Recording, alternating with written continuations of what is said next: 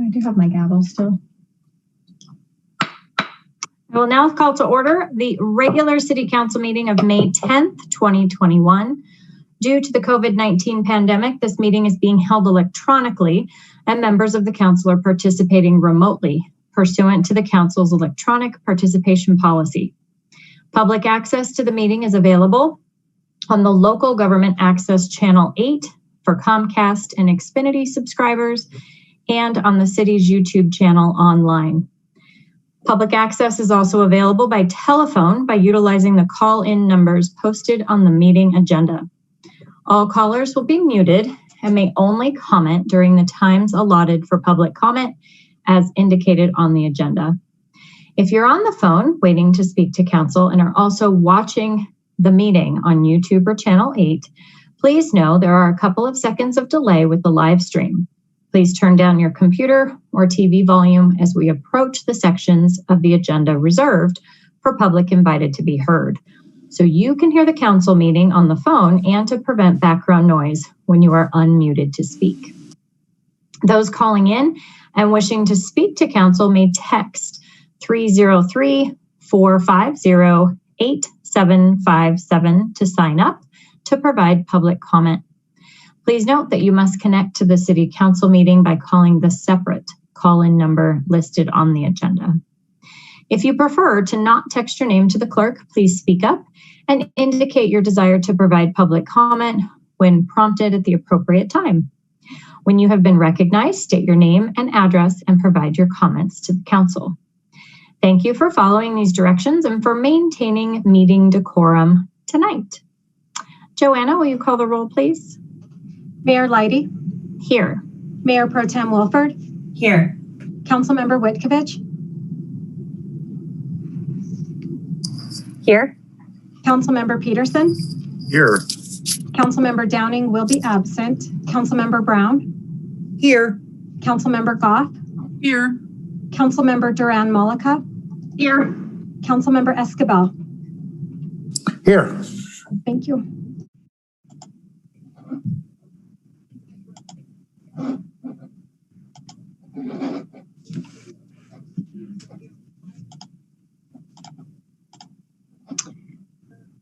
Hold on, I'm pulling up the flag.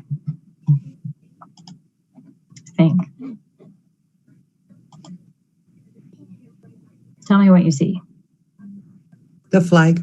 Perfect. All right, please stand as you are able and join me in the Pledge of Allegiance.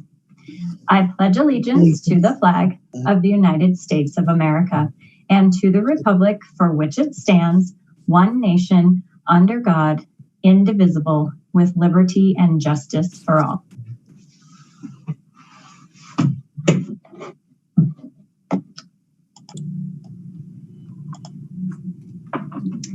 All right, City Manager Geyer, are there any responses to citizen inquiry tonight? Nothing this evening, Mayor Leidy. Thank you. Are there any additions or deletions to the agenda? Nope. Okay.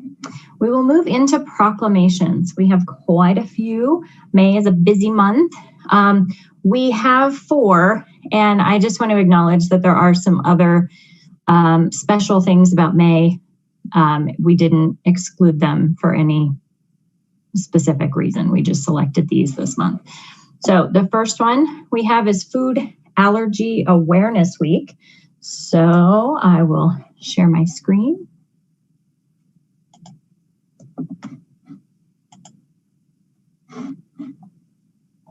Okay. Whereas as many as 32 million Americans have food allergies and nearly 6 million are children under the age of 18. And whereas research shows that the prevalence of food allergy is increasing among children and adults. And whereas 9 foods cause the majority of all food allergy reactions in the US: shellfish, fish, milk, eggs, tree nuts, peanuts, soy, wheat, and sesame. And whereas there is no cure for food allergy, and symptoms of a food allergy reaction can range from mild to severe, such as anaphylaxis, anaphylaxis, which is rapid in onset and may cause death. And whereas reactions typically occur when an individual unknowingly eats a food containing an ingredient to which they are allergic. And it is important to increase public awareness about food allergies by educating schools, restaurants, and residents on the serious and potentially life-threatening nature of food allergies. And whereas every 3 minutes, a severe food allergy reaction sends someone to an emergency room in the US. And the decade between 2007 and 2016 saw a 377% increase in serious allergic reactions to food requiring medical care. And whereas FARE, Food Allergy Research and Education, is a national nonprofit organization dedicated to improving the quality of life and the health of individuals with food allergies, and to providing them hope through the promise of new treatments.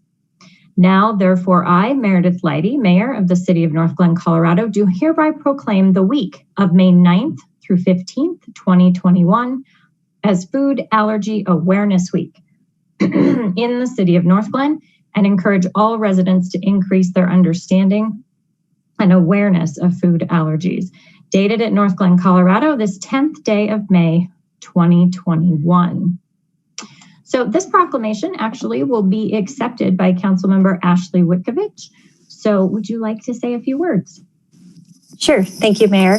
I appreciate you including this proclamation for this meeting. Unfortunately, I am one of those individuals that helped contribute to that 377% increase. I was diagnosed with food allergies, I think it was in 2013, after not being allergic to anything my entire life. So I can attest to the fact that the prevalence of food allergies is certainly increasing.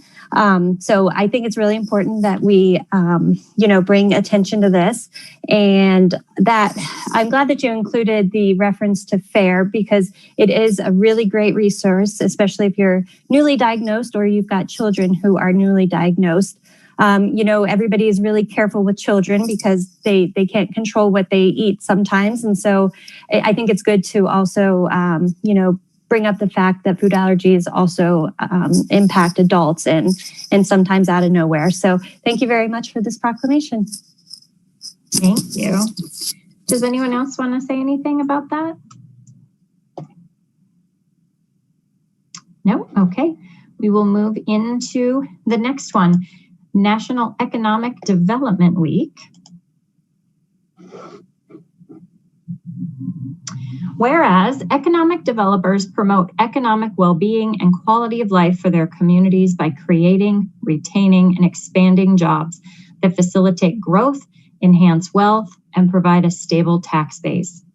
And whereas economic developers are engaged in a wide variety of settings, including rural and urban, local, state, and federal governments, public-private partnerships, chambers of commerce, universities, and a variety of other institutions. And whereas economic developers attract and retain high-quality jobs, develop vibrant communities, and improve the quality of life in their regions. And whereas economic developers stimulate and incubate entrepreneurism in order to help establish the next generation of new businesses, which is the hallmark of the American economy. And whereas economic developers work in the City of Northglenn within the state of Colorado. Now, therefore, I, Meredith Leidy, Mayor of the City of Northglenn, Colorado, do hereby proclaim the week of May 9th through the 15th, 2021 as National Economic Development Week in the City of Northglenn, and remind individuals of the importance of economic development and the positive impacts it has within communities. This celebration recognizes that economic development efforts improve the quality of life for residents, foster job creation, and create a business-friendly environment for companies to be successful and thrive. Dated at Northglenn, Colorado, this 10th day of May, 2021. So we have a guest with us tonight. Kim Woodworth, Operations Director for the Economic Development Council of Colorado, is here to accept this proclamation. Hello. Hello, good evening. Thank you, Mayor and City Council members. As the Mayor had said, my name is Kim Woodworth, Operations Director for the Economic Development Council of Colorado, otherwise known as EDCC.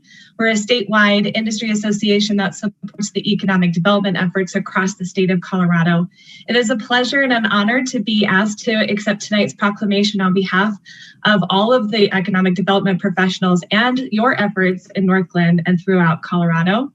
May 10th through the 14th was designated Economic Development Week in 2016 by the International Economic Development Council to increase awareness of local programs that create jobs, advance career development opportunities, and improve the quality of life in communities everywhere.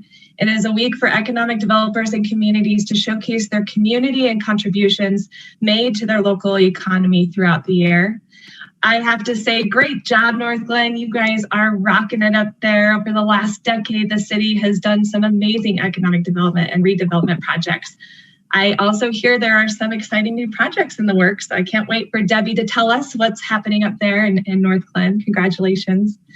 The EDCC has developed a week-long celebration and activities to acknowledge and celebrate the great work that has been done by the economic development professionals throughout Colorado. You can learn more by visiting our website at edcconline.org/economic/development/week.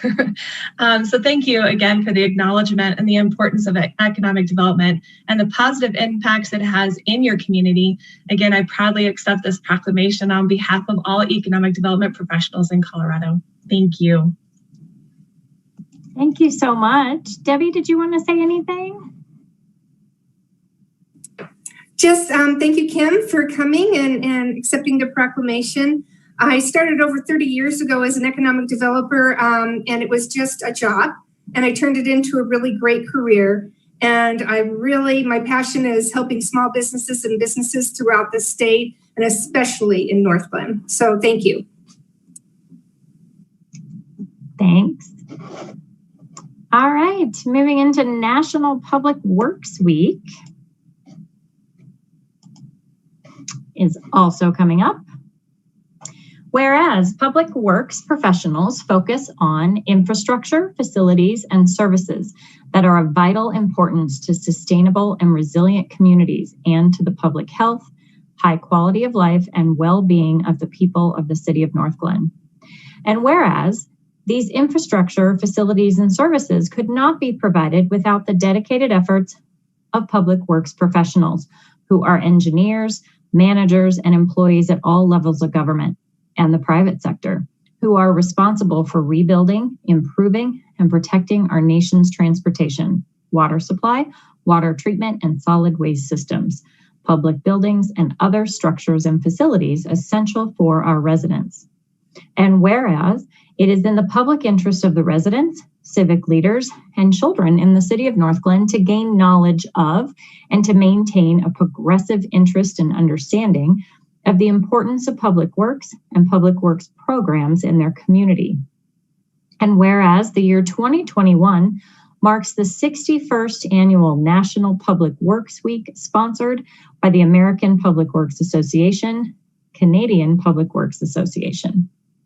Now, therefore, I, Meredith Leidy, Mayor of the City of Northglenn, Colorado, do hereby proclaim the week of May 16th through the 23rd, 2021, as National Public Works Week in the City of Northglenn, and urge all residents to join with the city in activities, events, and ceremonies designed to pay tribute to our public works professionals, engineers, managers, and employees, and to recognize the substantial contributions they make to protecting our national health, safety, and quality of life.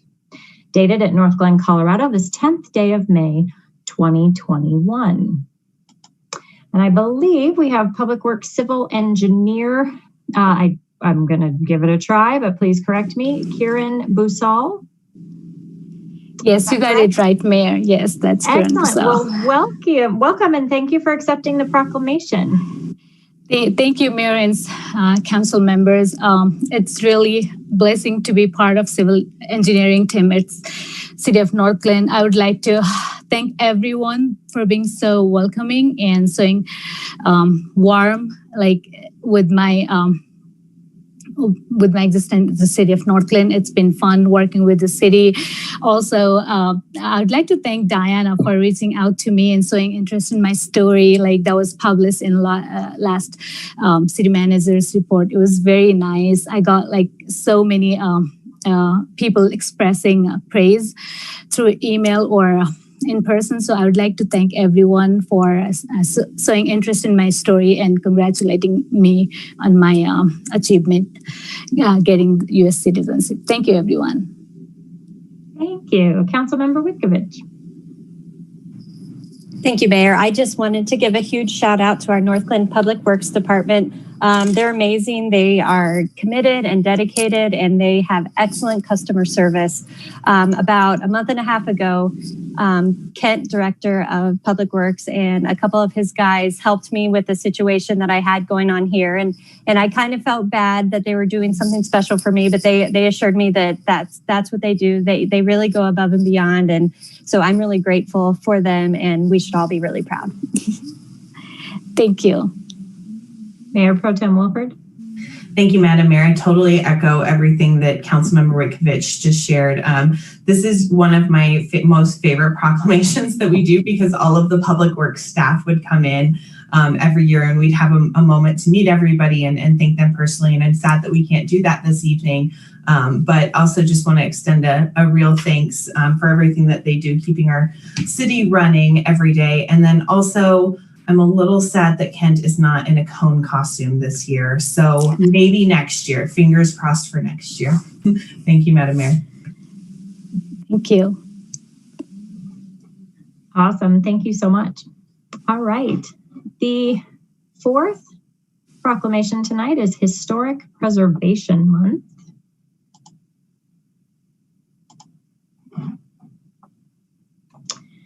Whereas historic preservation is an effective tool for revitalizing neighborhoods, fostering local pride, realizing economic growth, and maintaining community character while enhancing livability. And whereas preserving our historic resources is vital to ensuring the success of our commercial and residential environment and maintaining the character and heritage of the city of Northglenn. And whereas historic preservation is relevant for communities across the nation, both urban and rural, and for Americans of all ages, all walks of life, and all ethnic backgrounds. And whereas the Northglenn Historic Preservation Commission actively works to survey and identify properties, structures, and areas that are culturally, architecturally, or historically significant to the city, county, state, or nation. And whereas it is important to celebrate the role of history in our lives and the contributions made by dedicated individuals in helping to preserve the tangible aspects of the heritage that has shaped us. And whereas Historic Preservation Month can instill awareness of the local historically significant buildings and neighborhoods to the residents of Northglenn and the surrounding communities. Now, therefore, I, Meredith Leidy, Mayor of the City of Northglenn, Colorado, do hereby proclaim May 2021 as Historic Preservation Month in the City of Northglenn and call upon all residents to appreciate the historic buildings, unique architecture, and efforts of volunteers who work to preserve the city's history for all to enjoy. Dated at Northglenn, Colorado, this 10th day of May, 2021. Now, I know this particular proclamation is very close to Councilmember Downing's heart. She is not with us tonight. I do want to thank the Northglenn Historic Preservation Commission for their continued work to preserve the city's history. Members of the commission include Joyce Downing, Marianne Gillespie, Jerry Gavette, Diane Cooksey, Elizabeth Candelario, Lauren Weatherly, Yvonne Lehman, Jack White, and ex officio member Ashley Witkovich. So thank you so much. Ashley, did you want to say anything? Sure. It's too bad that Joyce isn't here, but yeah, thank you for this proclamation. We have a really great Historic Preservation Commission, and like I've reported, they're working on a very aggressive strategic plan. So there's lots of exciting things, on the forefront, and I just look forward to continuing to be a part of the commission and seeing what we can do. Awesome. Thank you. Okay, well, I really hope Lily is with us. Lily, are you on? Hello. Hello. Hi. Hello. This is definitely a presentation that we would all prefer to have in person. Welcome. I'm so glad you could be here. This is the Dedicated Service Award for Ms. Kunis. So Lily has been involved with the Northglenn Youth Commission since October of 2017. She served as president from May 2018 to June 2019, and once again from August 2020 to May 2021. Lily has been a dedicated board member who brings creativity, a positive attitude, and a desire to help others to every meeting. She actively participates in discussion, brings new ideas to the table, follows through with any commitments she makes, and is always looking for ways to have a little fun with her fellow youth commissioners. During her time with the Youth Commission, she took on a leadership role with several projects, including the installation of little libraries at 3 Northglenn schools, a voter registration drive, and most recently, the development of a youth resources page on the city's website. During the past year, Lily represented the Youth Commission on the DRCOG Regional Transportation Plan Youth Advisory Committee. She participated in meetings with the DRCOG staff, provided feedback as to how the proposed transportation plan could better meet the needs of youth now and in the future, and learned a lot about long-range regional planning along the way. During the 2019-2020 school year, Lily had the opportunity to study abroad in Berlin, Germany, with a youth exchange program. Lily says that this experience helped her identify interests that she would like to pursue in college. Lily graduated from Legacy High School last week and will be attending Tulane University in New Orleans, Louisiana in the fall. She will be majoring in marketing with a minor in German. Lily is the recipient of the Antonio Esquivel Northglenn Youth Commission Scholarship, a Northglenn Youth Incorporated Scholarship, and a Northglenn Thornton Rotary Scholarship, all of which will help towards her college expenses. Lily has said that she will continue to do volunteer work throughout her time in college. Lily, congratulations. You are really going to be missed. Thank you. I'll miss Northglenn, but I'll be back. Don't worry.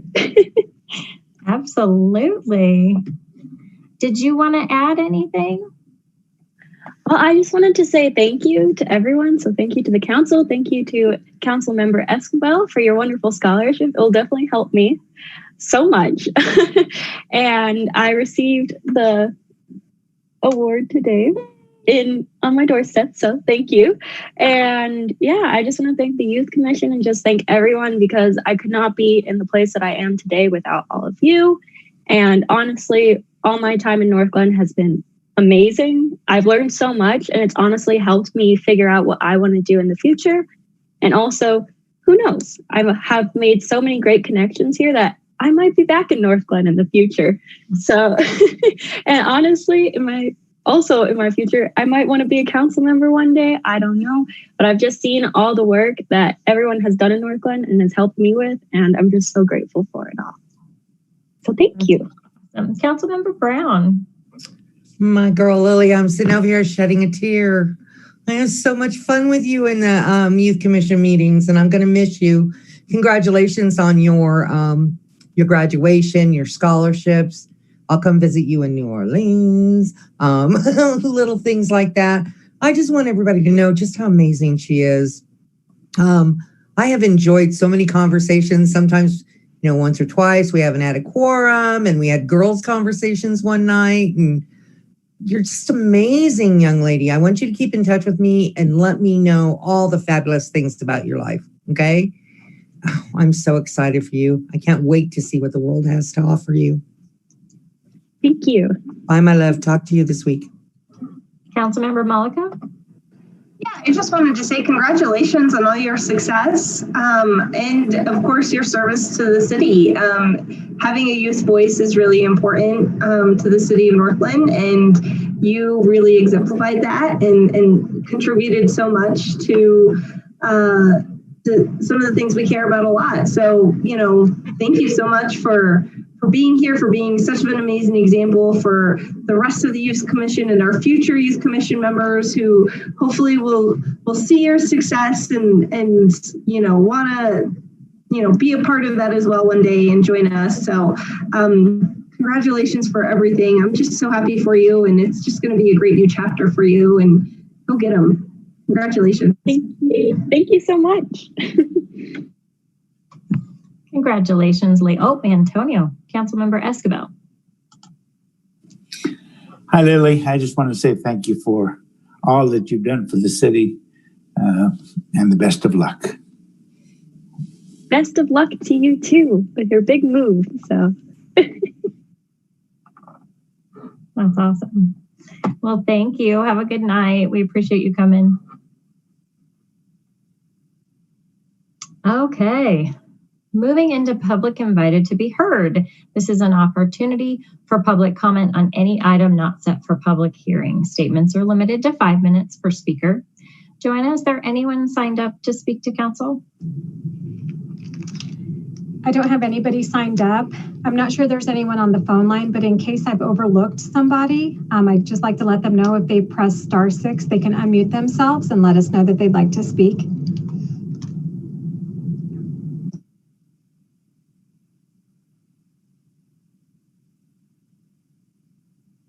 Okay, I don't see anyone or hear anyone.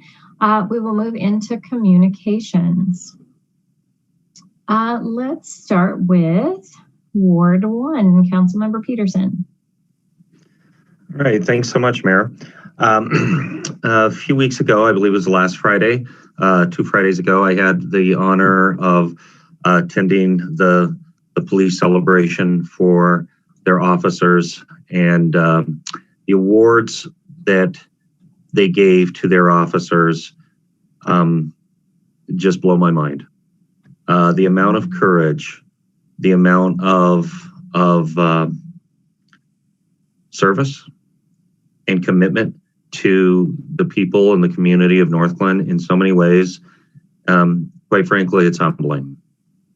And it's one of those things to where, it's an honor to continue to learn more about our police department and what they do in so many ways, providing so many good, stable things to the fabric of our community.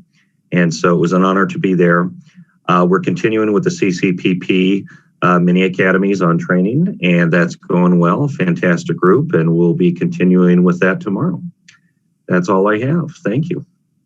Thank you. Councilmember Witkovich, welcome back. Thank you, Mayor. Back on April 27th, the Outside Agency Funding Committee met, and that includes myself, Councilmember Peterson, and Councilmember Escobar.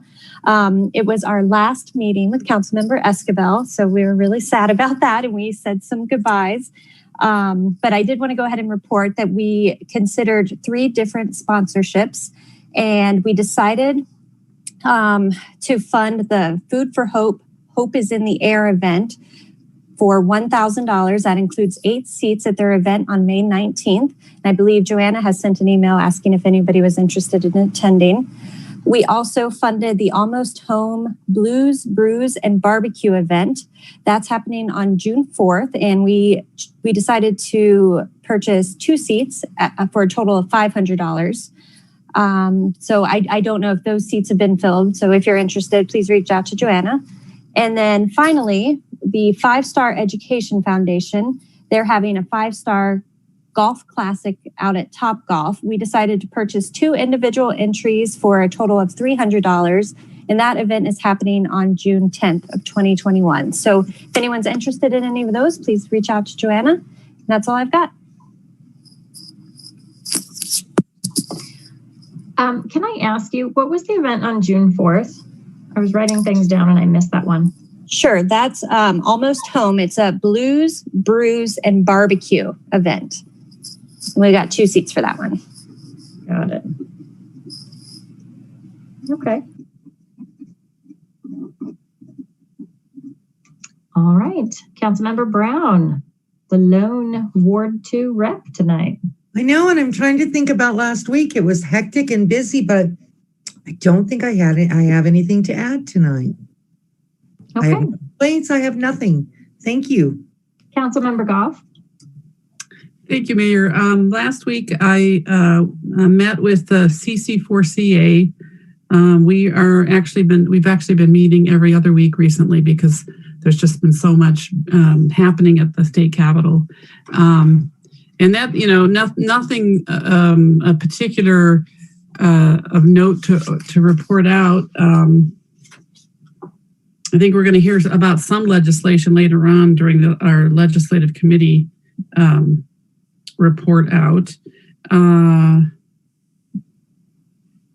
Well, yeah, I guess that's it. We're the bill that's in the works for creating the Front Range Passenger Rail District is still being deliberated upon, and the CC4CA is going to do some more research before we take a decision on that. And that's probably about the only one that I think at this point will really come into effect with the city. So that's it. I don't really have a whole lot of details beyond that. Thank you. Thank you. Councilmember Duran-Mullica.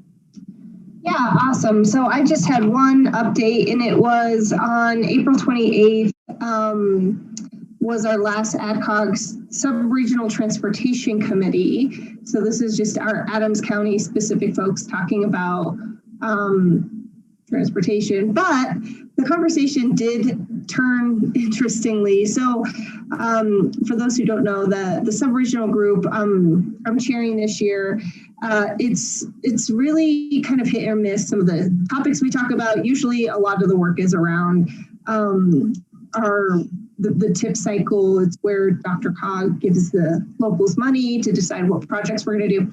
Anyway, so what's interesting about this group is because of our last tip process, we worked really well together as a county trying to figure out who gets what money, who gets projects funded, and everybody got a piece of the pie, right? Even, some of our rural cities, they were able to get funding. And so we work really well together. And so based off of that experience and the fact that we have a lot of other issues to talk about in Adams County, it was brought up that, hey, should we consider either expanding the scope of this group or trying to establish kind of like similar groups for Adams County, which would include topics that were brought up were homelessness. Should there be like an ADCOG homelessness subcommittee, if you will, sub-regional committee?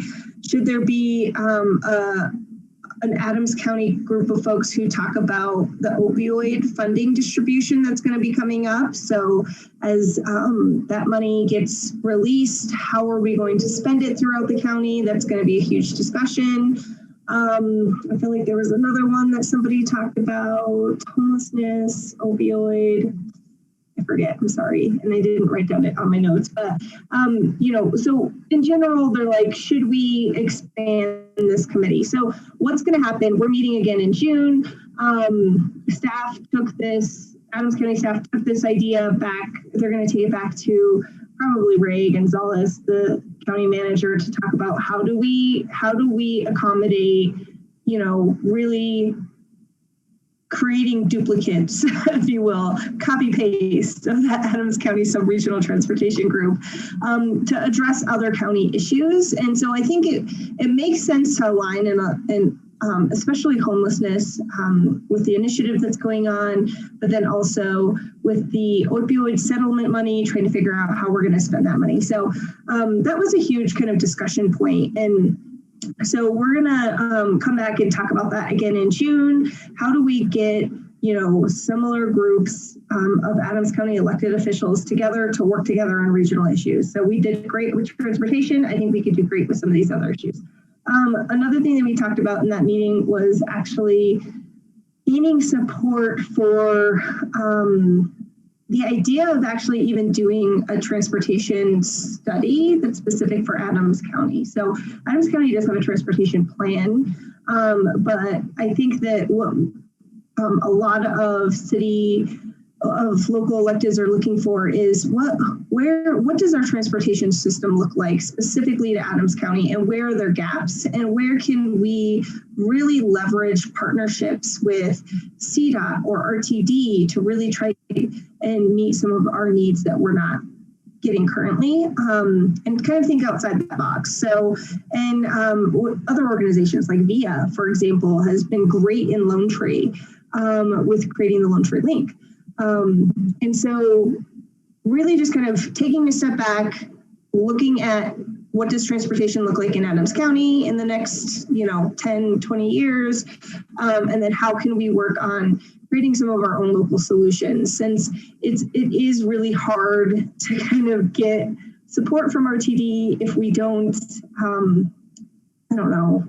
just to get an extra route needed or an extra service needed. And so we're going to bring that back as well in June to talk about what would a study like this look like? What would be the objectives? Who would pay for it? Is this something that we could put as a proposal for funding in the next TIP cycle? So all of the above, but really kind of coming together to finding a regional solution for these really important issues that we need to address. So that was the AdCog meeting. It was fun. It was a good group. And I think it's just a good start to talking about how to work collaboratively together a little bit more. So that's all I got. Thank you. Councilmember Esquivel. Thank you, Madam Mayor. Really nothing to report on the last 2 weeks. However, I do want to mention to our audience out there that Mayor Pro Tem Jenny Wilford and I will be hosting my last ward meeting Thursday the 13th. So hope to see you ward folks out there or in there on camera. That's all I have, Mayor. Thank you. Mayor Pro Tem Wilford. Thank you, Madam Mayor. I'll do my update for Ward 4, and then I'll jump into the Legislative Committee update. So just echoing Councilmember Esquivel, I hope that our Ward 4 residents will hop online and join us for our Ward 4 meeting on Thursday from 6 to 7 p.m. Everybody should have gotten a fancy little postcard with our faces on it. So I hope that you'll join. We've got a pretty robust agenda figured out, so it should be a good meeting. And of course, please come in, say your goodbyes to Councilmember Esquivel and thank him for all that he's done for Ward 4 in the city. And then secondly, I did attend a regional task force meeting on human trafficking. I think a week or two ago. Heather also participated. And it was a really interesting conversation about massage parlors and how they function and how they stay under the radar and contribute to human trafficking, and what as a region we may all collectively be able to do to coordinate in fighting back against human trafficking. And so I'm sure that there may be some action steps that come up from those conversations that I believe that Heather may share at some point. Let's see. So that's it in terms of the Ward 4 stuff. I feel like you all might want to get comfortable for the Legislative Committee update. So we had a 2-hour Legislative Committee meeting this evening, which is, as you all may know, pretty long for us. But we had a very long agenda with some big stuff to cover. So the way I'm going to structure my update here is I'll talk a little bit about the bills that we did take a position on, and then I'm going to save the majority for our time to talk more about the transportation funding bill, since that really is such a substantial piece of legislation and substantial amount of policy changes for everyone. So first, in terms of bills that we did take a position on, the first one we took a position on was Senate Bill 256. This is local regulation of firearms. The bill permits a local government to enact an ordinance, regulation, or other law governing or prohibiting the sale, purchase, transfer, or possession of a firearm, ammunition, or firearm component or accessory that is not less restrictive than state laws governing the sale, purchase, transfer, etc. of a firearm component or accessory. And we decided to take a support position on this bill primarily because it does expand local control. So key piece of information there for you all. The next bill that we took a position on was Senate Bill 252. This is the Community Revitalization Grant Program. As you all know, the state is receiving quite a bit of stimulus funding, COVID recovery funding.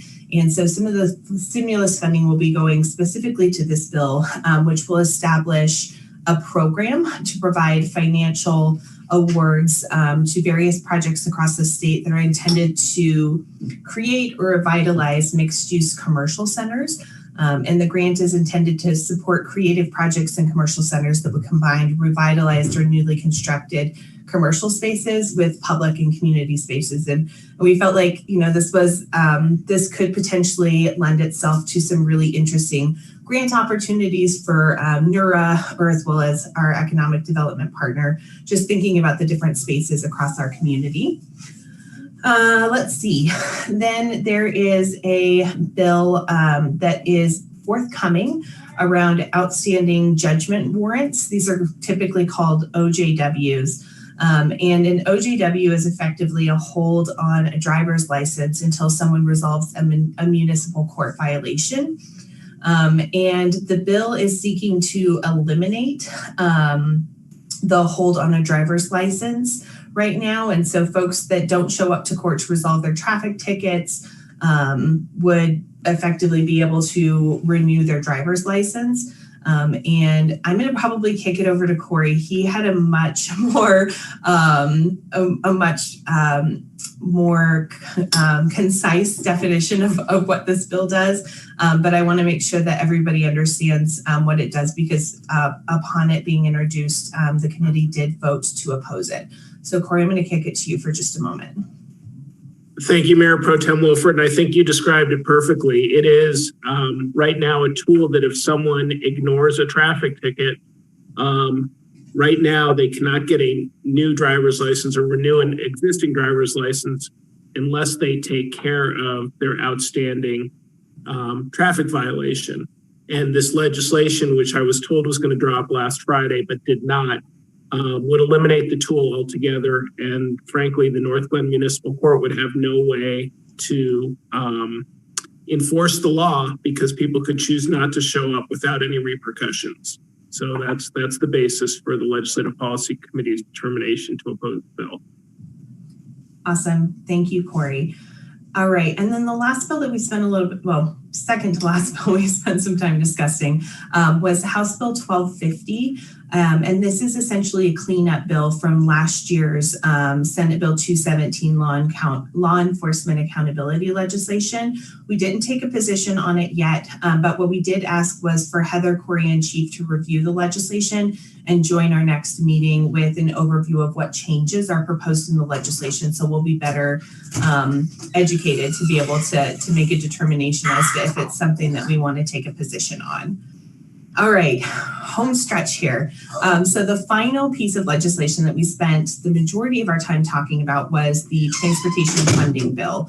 As I said earlier, the legislation is very substantial and represents truly like the first time that we've seen legislation that is connected to transportation funding that we expect to pass in the last 10 years. And there are a lot of policy adjustments that are being proposed here as well. So we did not take a position on the bill this evening. However, wanted to share some of the high-level details with you all so that if you had thoughts or opinions about things that we as a committee should be looking at and discussing, that you would have time to get that to us before we took a position, potentially either at our next meeting on May 24th or at some point in the future. So I'm going to do the best I can at walking through some of these pieces of the bill. And I see that Brooke has joined us via camera as well. So he may be able to chime in as well. And members of the committee, if I totally mush something up, you're welcome to hop in as well. So the first thing to know is that the total new revenue that is being proposed to be generated from the transportation funding bill is essentially $5 billion over the next 10 years. And those that funding would be generated via a number of new fees, which we'll go through in just a moment. Approximately $3.784 billion worth of new fees and new revenue, and approximately $1.484 billion in general fund dollars as well as stimulus dollars. So as far as some of the fees that are being proposed, I'll go through those really quickly. So the first one that I assume most folks have heard about is the road usage fee. Some folks call this the gas tax, but it's essentially the road usage fee. And this is proposed to go up annually, to increase annually by 1 cent over the next 8 years. And so it would increase up to 8 cents and then stop there. This, I believe, would effectively create $1.5 billion worth of revenue. The next fee is the bridge and tunnel fee, which it was formerly known as the clean truck fee. This was lowered to reflect the same fee schedule as the road usage fee above. So it will increase annually by 1 cent and is expected to create approximately $400 million in revenue. Then we have the electric vehicle equalization fee. This fee is basically an additional fee on top of the existing $50. It will, I believe, be adjusted by inflation and should basically increase from $55 up to $159. So there's a cap there. TNC, these are your Ubers and your Lyfts. There will be a 30-cent fee on rides there with a projected revenue of about $200 million. The delivery fee, so if you think on things like Amazon deliveries, DoorDash, etc., there's a 25-cent fee proposed for a projected revenue of about 1.2 billion. And actually, when I'm looking here, it's actually 27 cents and not 25, and I apologize for that. There is also an additional fee on car share services, rentals, car rentals, and taxis, as well as autonomous vehicles, which will also help generate some new revenue. So when we look at all of those new revenue inputs, some of the outputs as far as funding allocation are as follows. So looking at the total highway user transportation fund, or HUTF, there's a funding breakdown of how that money will be allocated. And that money is about $2.2 billion. So 60% of that will go over to CDOT, and about 40% of that will be reserved for local governments. And I believe that there's a 10% carve out in there somewhere for multimodal as well. And then we've got about $106 million, or 183 million outlined for the non-attainment fund, 522 million for the existing bridge enterprise. And that expanded scope will include tunnel maintenance. And then there's the Revitalizing Main Street program, which will be funded at about 85 million. And then the multimodal fund at the $450 million level. And then there's about 2.5 million allocated for some sort of study for alternative routes for the Front Range Rail program. Let's see. And then there's about $730 million allocated for 3 new electrification enterprises. And these would be housed in a variety of different Colorado departments. But the electrification enterprises are, the focus here is vehicle electrification. So there's the new community access enterprise, new clean fleet enterprise, and the new clean transit enterprise.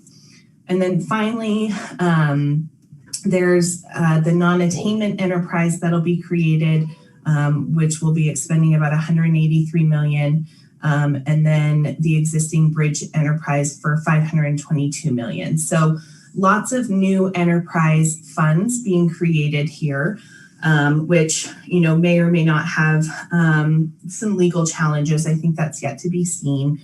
But overall, a great start to reimagining how we fund our transportation system across Colorado in both urban and rural areas. And I'm just going to pause there. I know that was quite a bit of information and numbers. We do have a cheat sheet that I'm happy to send around to council so that you all can see those numbers in front of you if you want to take a look. But I'm going to pause here and see if the committee members or staff had anything else that you all may want to include here or may want to highlight. Okay. I think the cheat sheet, Mayor Pro Tem, is really helpful. So if you could email that to everyone. We had a full presentation at the Metro Mayor's Caucus and with slides and all that jazz. So, but I think a short little cheat sheet would be helpful. Awesome. We will send that around. And to your point, I believe that the Metro Mayor's Caucus did take a support position. Not is yet. That correct? Not officially. Yet? Okay. All right. CML did take a support position. So that's just one flag here. And, I'll send around the cheat sheet. And if anybody has questions or things that you want the legislative committee to consider or think about, please get us your feedback so that we can make sure that we're communicating that with our lobbying team. And with that, I'll say thank you, Madam Mayor, and I am done. Awesome. Well, thank you. Well, you took I don't have to do my little Metro Mayor's recap. That was helpful because that was the primary discussion item on Thursday. But as of yet, I don't know that an official statement has been made. So a couple of things. I also attended the Northglenn Police Department Awards dinner, and a couple of things to note. I was really moved by Pastor Scadam's opening prayer and his benediction. It was just beautiful and really targeted the support for our officers and sort of what they've been through and what they continue to struggle through as they do their jobs every day. So it was just really beautifully done. The entire event was well organized. I think the piece that always stands out is that Chief May tells the full story of heroism when they get an award. And so there's a lot of details that really, I don't know, you feel like you're there from start to finish, but really it's impressive what our officers do every day at work. And so I really enjoyed that event. I also was very happy to attend. There was I'm at a loss for words. Promotion, that's not the right word, but two of our sergeants, Sergeant Rice and Sergeant Lauk, were promoted to lieutenant. And that was this week. Those ceremonies are also really touching. You hear the story of the individuals, you meet their families. It's just beautiful. But also it goes back to the restructuring of the leadership in the police department that came out of our department assessment. So that was just another action step in that. So that was exciting to see. So congratulations to those two individuals. I had the opportunity, kind of a funny story. I wanted something, different for Mother's Day. And so I booked a night at the Delta Marriott. I wanted to check it out and see what it was like after all that renovation. And I wish I had before photos in my pocket because it is really beautiful. They did a very nice job. And I did hear that Tony Roma's is opening on Friday. I wondered if they were, interested or wanting to do any sort of ribbon cutting or opening. I didn't hear about that one. But that will make a big difference. There is a Starbucks location inside and it's very nice. It's very nice. So just a little report for our hotel. And then just a broad, we saw Lily, but this is the season last week and this week, just a broad congratulations to all of our seniors, all the Adams 12 seniors at all of our high schools. It's it's a big season. It's not the same as it would be, but it's been very touching to see how the high school staffs are really stepping up to try to make it special for our kids, even in this pandemic season. So graduations are live streamed. They can have some guests attend, but it is a big deal, and congratulations to them. Finally, I did go to the Adams County Tri-County call on Thursday, and I continue to be perplexed by the transition that we're headed into with the non-dial color coding, blue to clear, whatever. But the most notable piece is the mask wearing changes. And so if you are confused, please remember that businesses have a right to still have a mask mandate. Even if the mask mandate changes from state to state, county to county, city to city, private businesses can still ask you to wear a mask when you go in. The notable change that created some discussion was the piece about restaurants. And so I had elevated a question. They did get back to me. They are actively exploring the question, was the email I received on Friday. So basically, restaurants, if 80% of their staff are vaccinated, then they don't have to wear masks. So my question is, how are patrons going to know that? How is that going to be communicated? So if I walk into Applebee's and nobody's wearing a mask, but I'm guessing I'm going to be asked to wear one. I'm just confused about that piece. That's a unique piece to the puzzle. And so I had just asked for some clarity of communication there. They don't have it yet, but they're working on it. Yeah, so that was my list of things. All right, Joanna, how are you tonight? I am well, thank you, Mayor. However, I have nothing to report tonight, so thank you. Pepper, you have a graduating senior too. I do, and luckily the graduation was postponed from tonight. I think I see snowflakes outside of my window here at City Hall, so no complaints from me about postponement. Thank you. Congratulations to you. City Attorney Hoffman, how are you? I'm doing well, Madam Mayor, members of council, and I too do not have anything to report tonight. Okay, City Manager Geyer.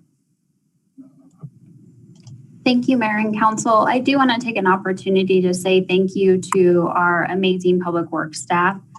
There are many individuals that you will never see because their roles are so behind the scenes, keeping your water running, toilets flushing. Councilmember Witkovich referred to a situation she had, which involved the sanitary sewer line. So there's so many roles and functions that often I would say it's fair to say that our public works staff are not so visible, unsung heroes in our community in terms of keeping our infrastructure healthy and functioning. So I just really want to elevate them this evening and say thank you. A myriad of different roles within public works, and want to really take this next upcoming week to celebrate them. And there's quite a few opportunities to engage with our public works staff, and all of that information is being pushed out on social media and our city website. So thank you to the staff and council for your support of them. And that's all I have this evening. Thanks. All right, moving into the financial report, March 2021 update. Jason Loveland, our Director of Finance, is here, and I will pull up your presentation, Jason, and you can take it away. All right, good evening, Mayor and members of council.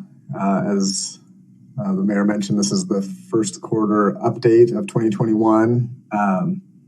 If we go to the next slide, we'll start off with the sales and use tax update. Again, sales and use tax numbers through March are actually January and February sales. The February sales tax is collected in March. So for the first couple of months of the year, sales and use tax increased by 2.1% compared to the same time in 2020. And if we remember going back a year, that was kind of more normal times before March and the pandemic hit and really had an influence on our tax numbers. Reasonable growth through the first couple of months of the year. You'll see on this chart going back to 2017 that really it's in comparison one of the best starts to a year that we've had in several years.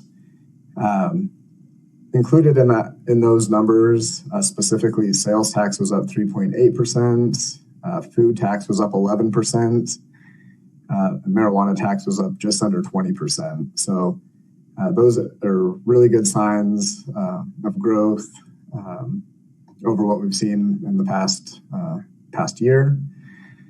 And then our auto use tax still lagged behind by about 3%. All in all, though, the first couple of months of the year on the sales and use tax piece revenues were a success. And then when we'll go through all the funds, and then I'll touch on an update on sales and use tax since just last week. A couple of days ago, we kind of wrapped up our March collections, and I'll give an update on those figures. So if we go to the next slide, in the general fund, total revenues are down about 2% year over year, but you'll see that year-to-date actual revenues are $4.8 million, or 18% of our collection rate. That percentage, although we're 25% of the way through the year, that's very normal, very steady collection rate on that side. Expenditures are in line with our budget projections. Again, $5.4 million of total expenditures in the general funds, in a spending rate of 20%. So very consistent, nothing out of the ordinary, I would say, on the revenue or expenditure side within the general fund. In the next slide, the Conservation Trust Fund, again, this is lottery proceeds. That revenue is up about $10,000 from this time last year. Expenditures, no spending has been made. These are capital projects. And in the Conservation Trust Fund specifically, this is Greenway trail replacement, sensory playground repairs, JC ball field lights, and a bocce ball court, which are budgeted. Those will be upcoming expenditures throughout the year. Just nothing happened in the first quarter. So on the next slide, the Capital Projects Fund, revenues supported by our 4 mil property tax, a 0.5% sales tax. Those revenues are at $1.7 million and expenditures of $1.6 million. The $1.6 million largely is made up of the expenditures on the Recreation Center project. Again, the projects within that fund moving accordingly to our budget plan, and revenues are in line with what we had projected. So on the next slide, let's see. The water fund, note here, the taxes include food for home consumption tax and then a 0.5% sales tax. And I had reported on those earlier as far as being up 3 to the food tax is actually up 11%. User charges and fees is down slightly. Consumption through the first couple of months was down 3%. So we would expect to see relatively flat fee revenue in the water fund. On the expenditure side, again, the spending rates are in line with what we had projected. On the capital outlay line item, there's a couple of significant projects in there that just haven't gotten started. One is a waste handling improvements project budgeted at $3.7 million, and that project hasn't gotten started with any of the spending through that first quarter. And then the next slide on the wastewater fund, user charges and fees, relatively flat. Other revenue, that large number is contributed capital for the Bunker Hill lift station at Carl's Farm. So that revenue that's being contributed by the developer is recorded there. Other spending is in line. The capital projects listed there, the majority of that expense, over $600,000, is specific to the Bunker Hill lift station project. And then the last couple of funds, the stormwater funds, these are operational spending, no studies or projects included here. So the revenue and expenditures are both in line. And then the last fund on the sanitation fund. On that next slide, total revenues of $355,000 with expenditures of $284,000. Again, no changes in revenue expected due to the flat rate structure, and then expenditures are just operational in nature as we had planned through the year. And then the last slide, just recap, sales tax up 2%. The reason for the general fund being down 1%, total revenue, we're still seeing a big impact on recreation programs, as you're aware. As we see momentum opening up programs and kind of returning to normal, we'll expect that revenue to catch up over the next several months of the year. And then investment earnings across all funds are down due to the lower interest rates that we're seeing. And then just to circle back to the revenues, I did want to give an update just largely because we have the information, and there was a large uptick in our sales and use tax through March, the numbers that we just put together. And we're now seeing an increase of being up over 12% year over year for sales and use tax. So through February, we were at 2%.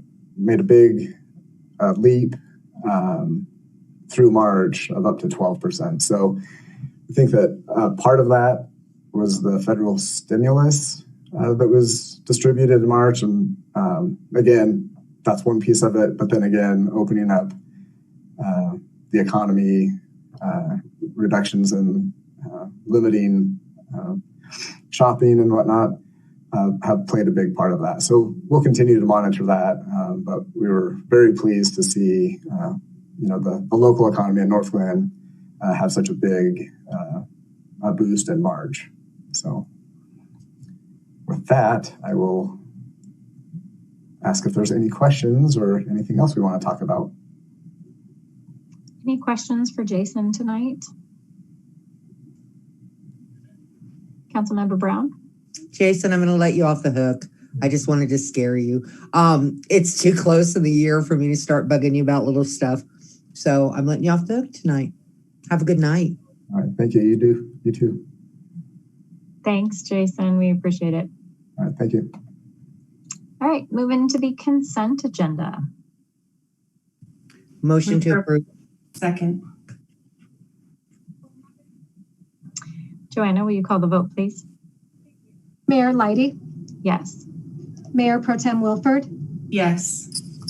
Councilmember Whitkovich? Yes. Councilmember Peterson? Yes. Councilmember Brown? Yes. Councilmember Goff? Yes. Councilmember Duran Malika? Yes. Councilmember Escobar? Yes. I will close that vote, and the consent agenda passes unanimously. Great, thank you. Moving into resolution CR 54. Joanna, will you read the title, please? A resolution approving a memorandum of understanding between the City of Northglenn and Xcel Energy for the Phase 1 plan development of the Partners in Energy electric vehicle program. Move for approval. Second. All right, Brooke, our Director of Planning and Development, is here to provide a summary of this item. Hello, how are you tonight? Good evening, Mayor and Council, doing well. I will tell you that it's raining here in Lakewood, but not snowing, despite the fact that we're supposed to get 8 inches. So we'll see what happens. So tonight, this is Council Resolution 54. This is through the Excel Energy Partners and Energy Program, where we have qualified for this EV readiness plan. As part of our sustainability plan that we adopted in 2018, it identified us to look at reducing our greenhouse gas emissions through the city fleet vehicles by 30% by 2025. This effort would help us in that endeavor to move forward with establishing a means and methods in which to accomplish that goal. This project does not have a financial obligation to it. If we were to move forward with phase 2 of this plan, which would be implementation phase as opposed to the study phase, which is the first phase, we would then reevaluate and bring back to council recommendations on potential financial and a second MOU for that endeavor. I would point out that this is really about us getting ready and being able to prepare for converting our municipal fleet over to EV. We think that this will be a 6 to 8 month process, tongue-tied this evening, in which we would there be able to have a committee of staff and public community stakeholders that would participate in the effort, as well as through that process, bring recommendations back to council for consideration. Staff is recommending approval of Council Resolution 54. Now, I'm happy to answer any questions. Councilmember Duran-Malika. Yeah, quick question. For the group that you're going to try and get, how are you planning on recruiting members, like residents, just members of the community? Is it going to just be residents, or are going to be other like groups? I don't know. Who are you thinking would be on this? So we're looking to engage people in the EV community and also other people who have expertise that have an interest in wanting to participate with that. And Becky Smith is also here. And Becky, if I'm missing anything, please jump in. Yeah, we're also planning to engage the members of the Northglenn Sustainability Committee, which is made up of residents as well as stakeholders from agencies. We'll check in with them at points in this process, and we'll probably have a couple of those members that participate more closely throughout the process of planning. Okay. All right, great. I think this is just a really important project. And really going back to that Northland Sustainability Plan, I mean, last time we looked at it was like 2018, and there is just so much that has happened since then. And so I definitely support this work. But one of the things I want to throw out to my fellow council members is I feel like we need to come back and look at that sustainability plan again, because there has just been so much work across the state that I want to make sure is, in alignment with some of the directions that our legislature is already moving in. And I mean, there's so much rulemaking happening. There's so much activity in this area. I feel like our 2018 sustainability plan is like outdated. And so I think that that's something in addition that this council needs to consider is how do we, kind of come with the times a little bit. And then because those reduction goals, I mean, maybe we thought they were ambitious like in 2018, but I mean, those are a drop in the bucket to what's being proposed now. And so we want to, keep pace with the direction that the state's heading in, especially the governor, is being really aggressive with this. So, I mean, we need to have like 100% reduction goals by, I don't know, maybe like 2030 or something. I don't know. We'd have to talk about what that looks like. But when I first saw this memo, I was like, what? Those are our goals back in 2018? No way. And so I was like, those are nothing. And so there's just a lot of movement in this area. I think that we need to bring it together. And plus, I think that just to give you a sense, our NATA meeting, our North Area Transportation Alliance meeting, we were talking about our mission statement. And a major thing that we're going to be adding this year is actually talking about greenhouse gas reductions in transportation. Like, we as transportation people are talking about sustainability and talking about, this. And so like the dynamic of this has really changed and evolved. And I think that we really need to kind of embrace that movement and also be part of that. But I'm excited to see the group of people that you guys pull together and some of the feedback you get, and overall just excited about this work. I think it's definitely heading us in the right direction and interested in what we're going to learn. Thanks. Mayor Pro Tem Wolford.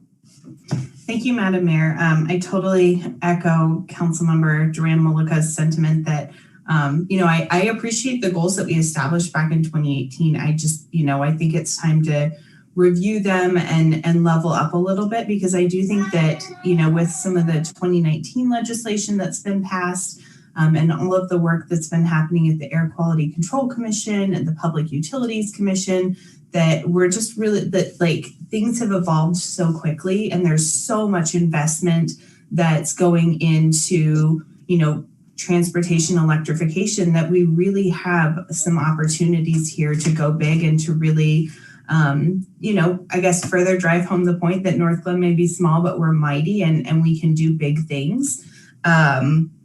For example, when we were talking about the transportation funding bill, there's over $700 million that's about to be invested in transportation electrification across the state.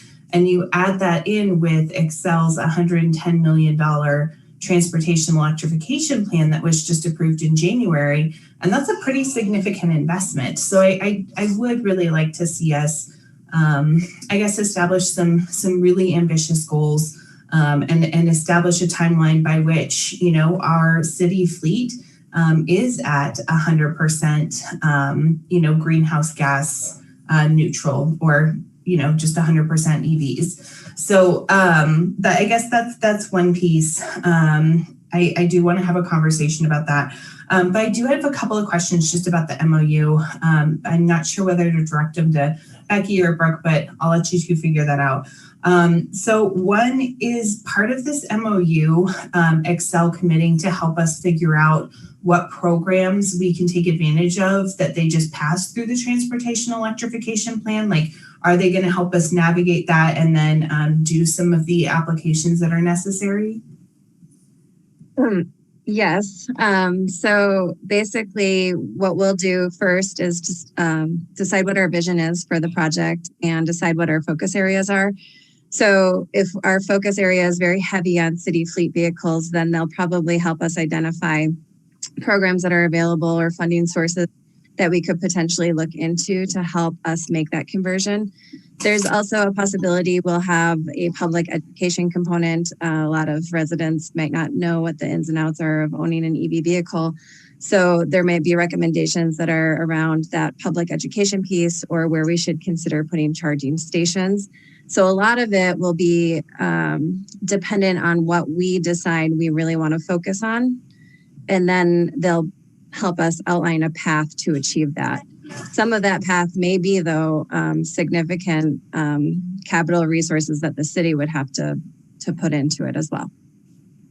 Awesome. That sounds great. The other question I had was, has the city done any sort of analysis in terms of, how many vehicle miles traveled in each, of our individual vehicles, and what, how old our vehicles are, and which ones can we offload to get the biggest, carbon emission reductions? Like, have we done any of that analysis and then are taking that data into this process?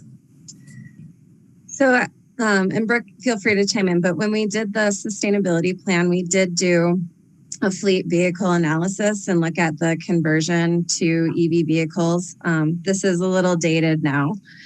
We did not go to the level of figuring out what the emissions are from each specific vehicle.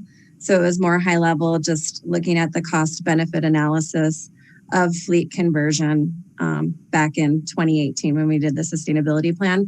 And that information will probably be useful moving forward because I don't know that we've replaced a ton of our vehicles since then. But it certainly doesn't get into the nitty gritty of the emissions put out by each vehicle. So. Yeah, and I would only add that when we went through that exercise, one of the things that was that stood out to me that I thought would have been much higher is our individual vehicle VMT is very low for PD vehicles. And so part of what the fiscal side of it suggested is that we had a challenge within that in and of itself, because we're not burning enough miles to really get the equity from a conversion. However, I think there's a couple of other things that we'll also look at this EV are there transitional steps and what might those look like? But definitely we are going to utilize at least that baseline and build on it. Okay, that makes sense. And I appreciate that explanation. I do hope that, as you all move forward with building this plan, that, you do look at, city fleet electrification, but then to your point, Becky, the EV education piece, because there's just so many, there's so much new information to share with residents and so much education that needs to be done. And I know that Excel does have funding to be able to talk about rebates and talk about, range anxiety, for example, and help alleviate some of that so that folks are able to make that transition and improve our air quality. So I'm excited about this. Thank you all for being creative in thinking through how to build out an EV plan for the city in a really fiscally responsible way. So I'm excited to see how this transpires. Thank you. Councilmember Goff. Thank you, Mayor. Yeah, I just probably am echoing things that have already been said. I think this is a very interesting and exciting plan, and I appreciate all the hard work that has gone into this. I'm looking forward to getting something back in 6 to 8 months, and just really encouraged by the possibilities here of moving towards more electric vehicles and less carbon emissions and pollution. So thank you for bringing this up and getting it put together in such a way that we can understand it easily, and just encouraging you to, carry on.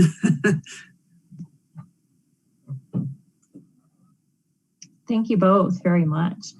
Joanna, will you call the vote, please? Mayor Leidy? Yes. Mayor Pro Tem Wilford? Yes. Councilmember Witkovich? Yes. Councilmember Peterson? Yes. Councilmember Brown? Yes. Councilmember Goff? Yes. Councilmember Duran Malika? Yes. Councilmember Escobar? Yes. I will close that vote, and CR 54 passes unanimously. Okay, moving into CR 55. Joanna, will you read the title, please? A resolution approving an agreement between the City of Northglenn and TechCon Infrastructure LLC for the school zone improvements Hillcrest Elementary School project. Motion to approve. Second. All right, we should have Kent Kisselman, our Director of Public Works, with us to provide a summary. Oh, I was so hoping that would happen. Yay!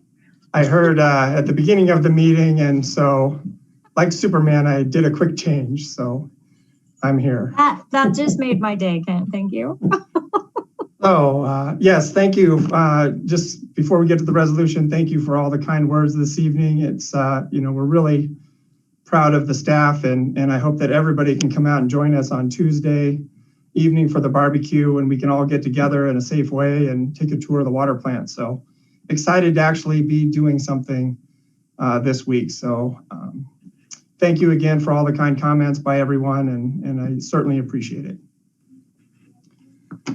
Now to the resolution. So our school zone improvement projects are designed to address existing school zone extents, the signage, the striping, ADA, and the circulation around the school. Every year, as you know, we either do a design or construction, and we alternate this pattern every other year. Well, this year is a construction year, and the construction is for Hillcrest Elementary. Last year during design, our team and our consultant, and we met with the school principal and the district representatives to review the area. And we've been coordinating with the district now for about 3 years, and that's been going very well. Mayor, if you can go to page 55 of the packet, is that possible? It is. This cone costume's warm. I just think it's great. Okay, 55.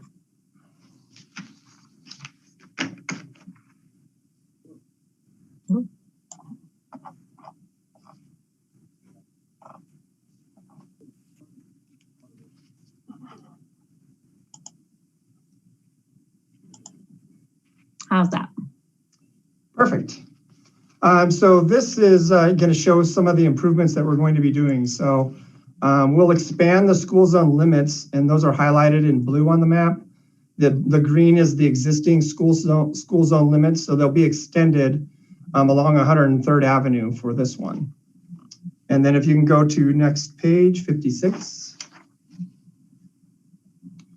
So both 56 and 57 are showing the additional signage that's going to be placed around the school. And of note on this page, you'll see up in the upper right-hand corner, the new radar speed display sign. So that'll be a new solar flashing speed radar sign that'll be installed. And then you can go to 50 through 57 and to 58. And then 58, this shows the areas that will be marking with the no parking zones out there that will restrict the parking. And one of the real sticking points is you'll see where it's in the upper right-hand corner again, the 20 feet downstream from a crosswalk and the 20 feet of a crosswalk at an intersection. So the buses of Hillcrest actually use that entrance. And that was kind of one of the main sticking points or problem areas that was identified in our coordination effort with the district. So for this project, we have partnered with the district, and last year they paid for half of the design costs, and this year they'll be paying for half of the construction improvements. We're working on an IGA with them, and that'll be forthcoming at a later time. The lowest responsible bidder for this project was TechCon Infrastructure with a bid of $123,456. And if you're clever, that's 1, 2, 3, 4, 5, 6. And we're asking for a 10% contingency, and staff recommends approval of this resolution as presented. And this cone will answer any questions if there are any.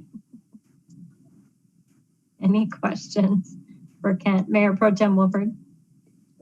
First, Kent, thank you. You've totally made my night with your coneness. So I was just curious, have you all done any sort of outreach or communication to residents to let them know that these improvements were happening and get any feedback?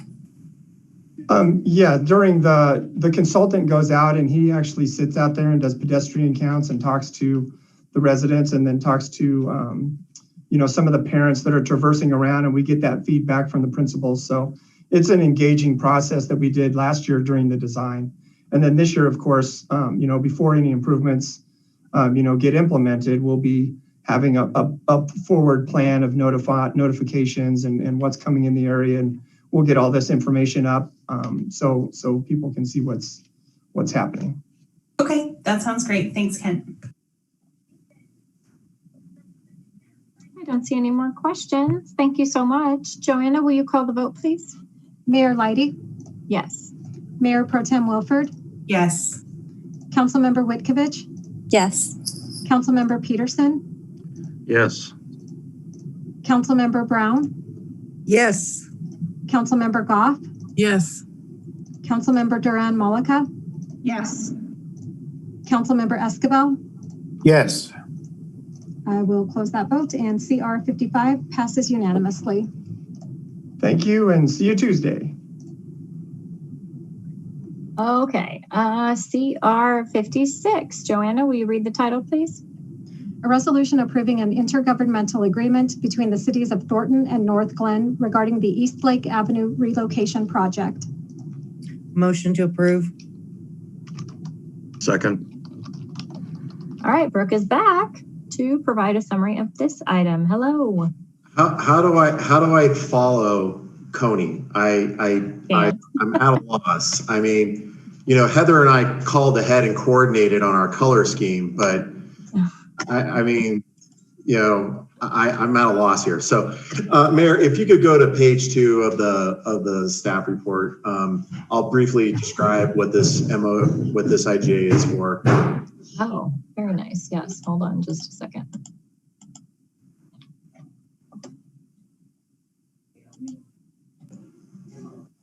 Hey, Brooke, just so you know, it is raining or snowing here. Oh, well, you know, we thought we were getting snowmageddon here in Lakewood, so that's not happening. Okay, Mayor and Council, this resolution here is intended to address a request from the City of Thornton to straighten East Lake Avenue, which, as you can see where it says existing, sort of has a trajectory that goes north and northwest at an angle. What they're proposing to do is to straighten the road to where you see the T in potential to end. Also, the pink line in the graphic is actually the city boundary. So part of this alignment transects into the city of Northland. Now, some of you may be asking yourself, Brooke, that's a road to nowhere because there isn't a road that it connects to. One of the things that Thornton had approved about 6 years ago was to actually connect Washington Parkway and Lafayette up to a future roundabout that would be just west of where the hash mark area is, where the P and the O is in potential. So this is all part of their stationary master plan implementation. With the nuts and bolts of the actual agreement, what the agreement outlines is that Thornton will build and maintain the road in perpetuity. Any access that is requested on the Thornton side of the road will adhere to the Thornton road design standards and specs. And any access that would be requested on the Northglenn side would be vis-a-vis the Northland standards and specs, and that both parties would mutually agree to each other's standards and specs before an access request was being made. At this time, there is no identified future access that we would consider to this realigned East Lake for property within the city of Northland. Our staff is recommending approval of the resolution and happy to answer any questions.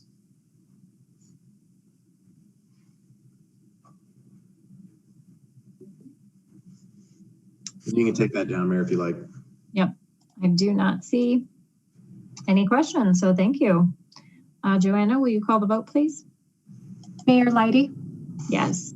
Mayor Pro Tem Wilford? Yes. Councilmember Whitkovich? Yes. Councilmember Peterson? Yes. Councilmember Brown? Yes. Councilmember Goff? Yes. Councilmember Duran Malika? Yes. Councilmember Escabel? Yes.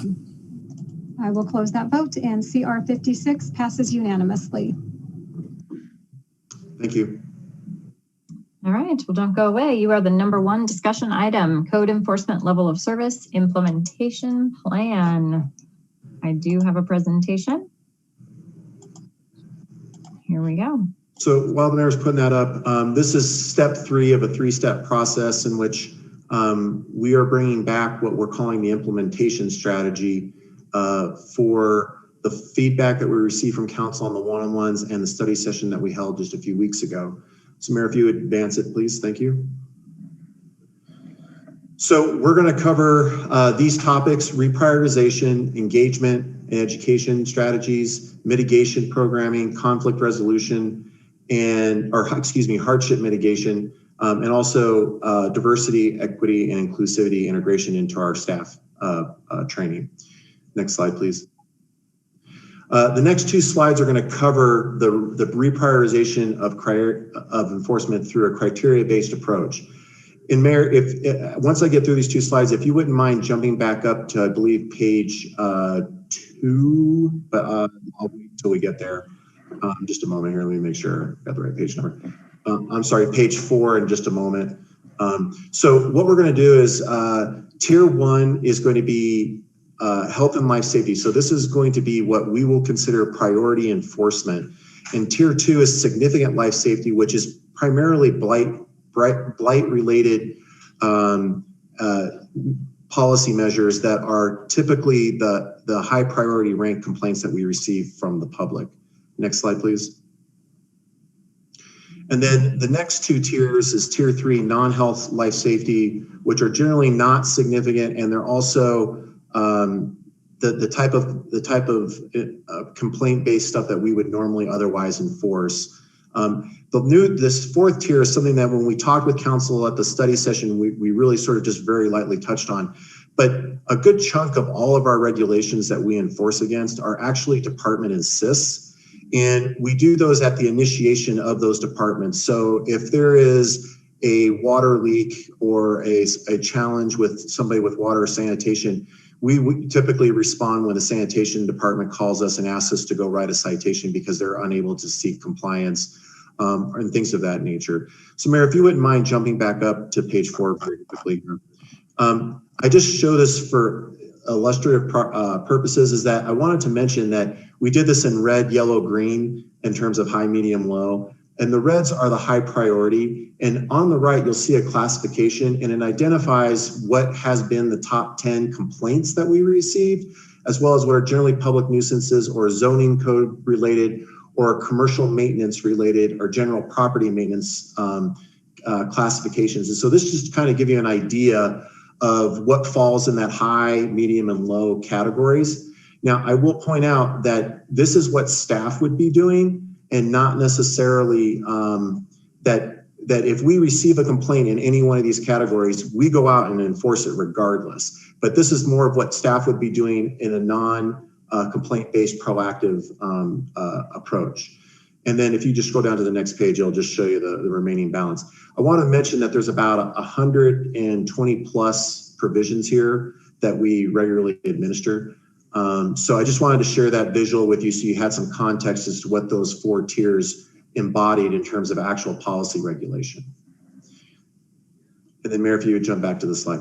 Are there any questions on any of that?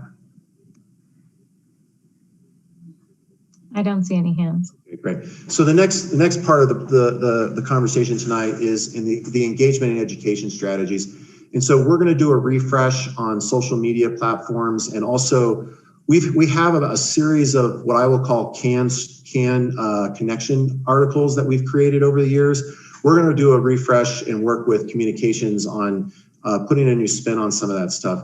Also, we'll be continuing to promote the existing neighborhood cleanup spring dumpster days, as it's also referred to. And then I'm going to be sitting down with Bob this week to sort of talk a little bit more about how we can give an enhanced experience for you with the CRM system. As some of you may already know, you have access to the CRM, and there's certain things that you can actually look at that are code enforcement related. One of the things we're going to sit down and try to figure out is if there's a way that we can create data that's by ward, and also give like quarterly updates to council as an FYI informational information for all the council members to sort of see what's going on. And we're going to start working to tailor some of that so that you guys have that readily available at your fingertips, so that if in fact you are engaged by a resident about either a lack of or too much enforcement, we hope to have something that's more accessible for you so that you can actually be able to see what's going on in real time. Next slide, please. Furthering the education, we're also going to be putting together a package request for a community survey outreach. And really what we want to talk about is not whether you like or dislike code enforcement, but what's really important in the community to you, and try to really do a more nuanced approach to understanding what are community priorities, and as they sort of relate to code enforcement beautification, but not necessarily your standard. Do you feel like there's too much or too little code enforcement, rather than, you know, how important is it to you to see a beautiful neighborhood, and do you feel like your neighborhood is being maintained? And what we hope to do with this is really sort of help calibrate where areas of focus need to be from a community perspective, and not just from a raw data perspective, as we shared with you previously. Also, we're going to be working on targeted neighborhood events and programming, the block party events. We also talked about the neighborhood dumpster cleanup, which will be another thing we'll talk a little bit more here in a minute, and then other types of programming as well that we're going to try to work through and develop. And that which may come back to you in terms of a budget request, we'll bring those forward. Next slide, please. And then this is going to be an adjunct to what we kind of talked about with the comprehensive plan. With the comprehensive plan, our goal is with the implementation component of that to really start to dig into what I would call neighborhood or sub-area planning, where we go out to where we have self-identified neighborhoods and really try to bolster that community sense of identity and couple that with sort of code enforcement and what can we do to preserve that quality of life. Next slide, please. So hardship mitigation, as we talked about, we're working on developing a city-led assistance program. Also, we're going to go back out and look at what other nonprofit government agency assistance is available. We currently have an entire one-pager that we hand out to folks when we do have people in hardship. We're going to continue to update that and sort of see what other existing programming might be out there that we can further grow on that. And then lastly, we're also going to start reaching out to our sister cities to sort of see what they're doing on this at this level, because we think that there's probably some more stuff going on than just the straight up, let's go get compliance approach. So we're also going to do a deeper dive on that in the next couple of months. Next slide, please. Conflict resolution, as we talked about, mediation assistance, engagement policy for targeted complaints. The one big thing here I want to work on with is that we're going to be sitting down with the city attorney so that when we run into situations where a resident is basically saying, I don't like my neighbor because we've had a dispute, or I don't like my neighbor because of their cultural or ethnic background, we want to be able to have a policy to say, look, we're not going to do this unless we have corroborating complaints, or develop a policy and procedure that stands up to the litmus test of not being reverse discriminatory, but more importantly, being balanced and fair. And so over the coming months, I'll be sitting down directly with Corey to sort of work on a policy that we can then have staff get trained up on, so that when we go out into these situations, we start referring these out rather than having code enforcement be the solution to something that's really a different or a bigger problem. Next slide, please. Also with the DEI, we are going to be looking at some more training opportunities for the staff. We're also going to be looking at what other organizations are doing in terms of best practices, and working with the city attorney on how do we incorporate that into our policy and procedure manual. And then lastly, engagement policy for that targeted complaints. That's the other part that I just sort of alluded to in the last slide. Next, please.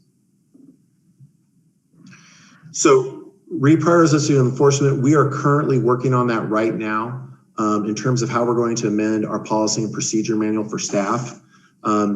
The other stuff here, engagement, education, those are the sort of timelines and potential budget requests that we're looking at. Next slide. And then here with hardship, conflict, and DEI, we're the city-led assistance plan that will likely come back to you as a 2022 budget request. Nonprofit government agency, we're going to be looking at that and then continue to update it. The engagement policy for targeted complaints, I'm hoping to have something buttoned up here in the next 1 to 3 months. And then with the diversity, equity, inclusivity, we'll be doing the ongoing training, and then hopefully within the next 1 to 3 months, we'll have best practices and an engagement policy in place for that as well. And I believe that is the last slide if there are any questions.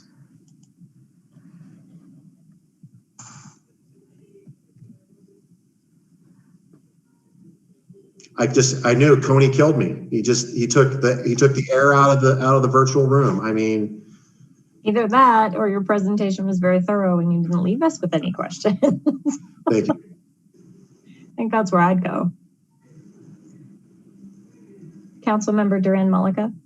I don't have a question, but I do have a comment. I think that this plan, I really like how it's all kind of coming together. I appreciate the timeline that you presented.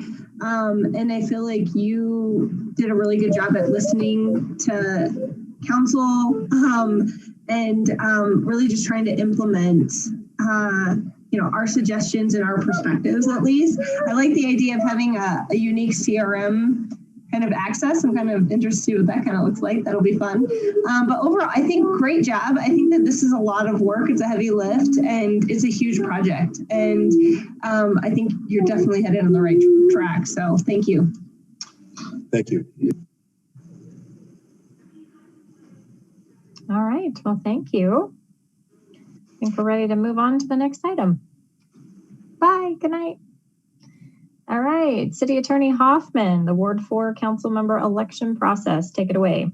Good evening, Mayor and Council, and those were two very hard acts to follow. So this is a follow-up to the discussion that we initiated at the last regular meeting regarding the process at the November 2nd, 2021 election to fill the last 2 years of the vacancy in Ward 4. So you'll be in the next month or so going through the appointment process, but that appointment is only until the next election.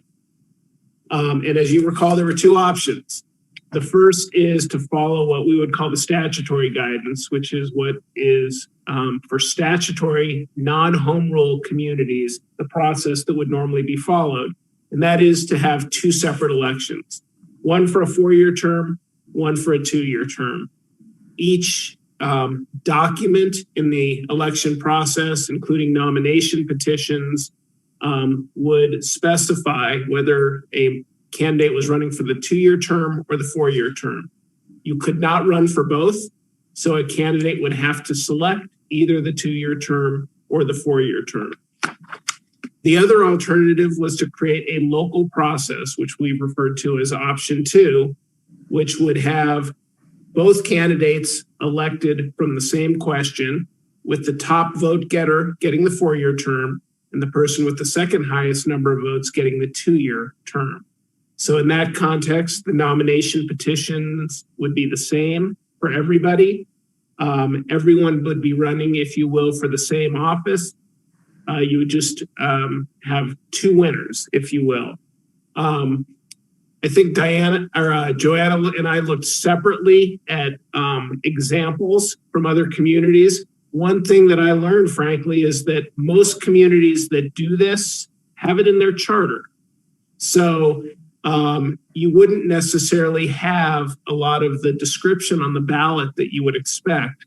And so, for example, if the charter language says this is how an election is run, the ballot itself implements what's in the charter provision. Joanna has put together an example of what the ballot would look like if you chose option number 2. And one of the issues is that the previous IGAs with Adams County, who will be coordinating our election, along with Weld, but Adams does obviously the lion's share, has required that the term of office be on the ballot itself. So the ballot language that option 2 has identifies the 4-year term for the recipient of the highest number of votes and the 2-year term for the recipient of the second highest number of votes. I know there was a lot of discussion at the last meeting about the relative merits of option 1 versus option 2. Option 1 does not need any specific council action because you would be following guidance that already exists. If you selected option number 2, there is a draft ordinance in your packet that we would bring back for your consideration if that was your option. And I'm happy to answer any questions. And I know Joanna is available for questions as well.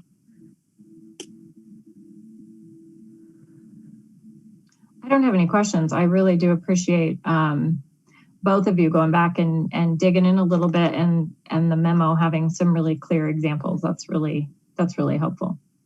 Councilmember Goff. Thank you. I just have a quick question, and maybe I'm just getting a little cross-eyed at this point, so I might have missed it. But if we were to do option 2 and to make a change to or a statement about the ordinance for this new way of doing it, would that be permanent, or is it just for this one specific instance? That is an excellent question, and it would be the way it is drafted. It is just for this election. Okay. This hasn't happened in 20 years, but it would be for this election only, and that's why it's drafted as a special ordinance, meaning it would not be put in the municipal code. It would be November 2nd, 2021 only. Okay, thank you. Mayor Pro Tem Wilford. Thank you, Madam Mayor.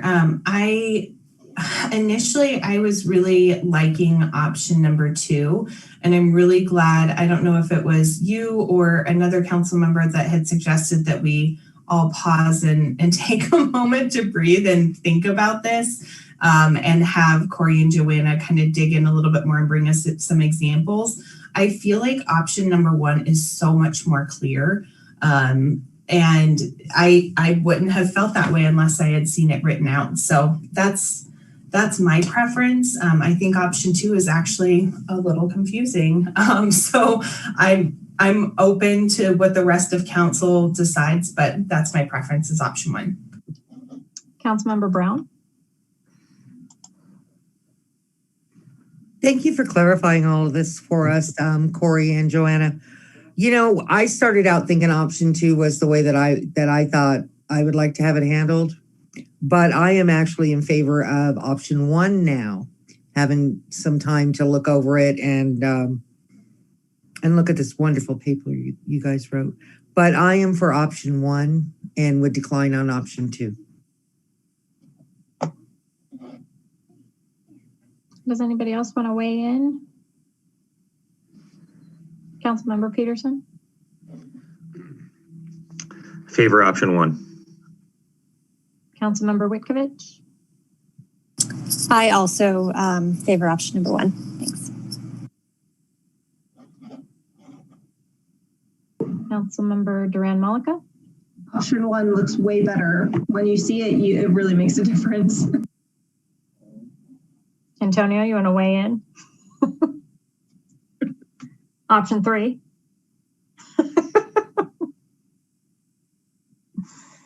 Councilmember Goff.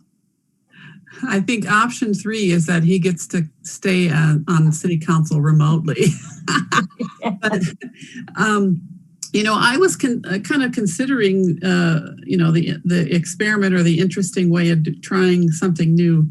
But because of the requirements for the wording on the ballot, I would definitely stick with option 1 at this point. Me too. So it sounds like you have consensus and you may move forward. Thank you. Thank you. Thank you for the work. It really did help us make a clear decision. So thank you. And thank you. And Joanna did the work on the memo is outstanding. And that's Joanna's work. Yay, Joanna. All right. Discussion item 3, Homelessness Community Task Force update. Rupa is here. I will pull up your presentation. How are you tonight? Great. I'm excited to end a long, snowy Monday night to talk about an uncomplicated issue. So, I know. Ready. It's a tough one. Okay. But thank you for having me tonight, Mayor and City Council. There's a lot of, do you want me to start? You can start with the presentation. I found it. Hello. Okay. Take it away. All right. So if we can go to the next slide. So since the Homelessness Community Task Force started its work in August of 2020, we've been working to, first of all, identify some of the barriers. And now that we've identified them, we're working to help mitigate these barriers. So throughout this presentation, I'll be focusing on these 6 different barriers and how the task force is working to mitigate them. So we can go to the next slide. So the first is identification. In different reports, a lot of the data shows that when somebody becomes homeless within the first 72 hours, their ID is stolen or lost. So one thing we have done is applied for a CDBG CV grant opportunity through Adams County. It is a $130,000 3-year grant. What it would do is it would provide boots on the ground assistance from Colorado Legal Services in Northglenn. Their program, the Colorado ID Project, already exists, and we do utilize it. But the problem is, or the difficulties lie in if somebody is homeless and they were born out of state, so they need to get documentation from out of state. It's a lengthy legal process. And in Colorado Legal Services, they have a 27-page packet that somebody needs to fill out. So having that person in Northland to help them fill out that paperwork and go through that process with them would be amazing. And the $130,000 over 3 years is a lot of money, so it wouldn't be just for Northland. Anybody in Adams County would be able to utilize it. So hopefully we'll get funded for that project. And in the meantime, the Community Resource Navigator will still continue to work through helping people try to get their IDs, but this grant would be amazing to have in Northland. So cross your fingers for us. So for the next barrier, community stigma. So this is something that the task force identified, and I brought this forward to our municipal staff on homelessness. So the municipal staff on homelessness is made up of staff members in Northglenn, Adams County, Thornton, Westminster, and Commerce City. We work we meet on a monthly basis to identify priority areas. And this is, again, one of the things that was identified by municipal staff as well. And Adams County has taken the lead on putting together a series of educational videos with input from all the cities that I mentioned. And once that is up, we will certainly share on our social media platforms in any way that we can get the word out. The next two barriers, physical address and transportation. So most of these things are either provided to us by Adams County or supported by Adams County. The first, the post office box. So if I'm a person experiencing homelessness, obviously I don't have a home or a mailbox. So I get help applying for example, my EBT card, but I don't have a way to actually receive that EBT card in the mail. So Adams County has provided us with a post office box in Northland that the Community Resource Navigator has access to. So she's able to help people apply for benefits, and then she'll go pick up their mail for them in our post office box. The RTD passes. So Adams County has been supplying us with these passes, but there was a point last month where they did run out. So because council allocated us $425, we were able to fill that gap. And we actually have only used $56 so far to purchase 40 passes. So we have that in stock, but our plan is to continue to use Adams County supply first. Lift rides is something that they have also been able to provide. So this has been really helpful, especially when severe weather is actually happening outside. We're able to provide lift rides to people to get to their hotel and motel voucher or hotel and motels. Resource office hours. So this is something that's happening every Friday at City Hall from 9 to noon. And Adams County also comes to help the task force during these hours. Resource office hours also help with the transportation barrier because it's a place that individuals know that there will be help there. So they know to get to City Hall on Fridays. And then something else that would really help with transportation barrier is a regional navigation center. So this is something that we can't do alone. So we are working with Adams County on this one. And the difference between a regional navigation center and resource office hours. So a regional navigation center will just allow us to have more space to provide a one-stop shop for services like mental health services, food, housing assistance, and social service benefits such as Medicaid and Social Security. The shared storage unit I'll get to at the end of the presentation. The hygiene kits are something new. So Adams County Dayworks and Bayard Enterprises. So both of those entities provide the mobile showers and laundry services at Crossroads Church on Tuesdays. So those two entities are providing us with 25 hygiene kits a month. That's something that is really beneficial because, as many of you know, food stamp benefits or SNAP benefits, you're not able to purchase any like toothbrush or toothpaste, deodorant, anything like that with your SNAP benefit. So having hygiene kits on hand is something that will be beneficial to our community. So food access, this is something that we recently discovered. So we have a great community of churches and food banks in Northland.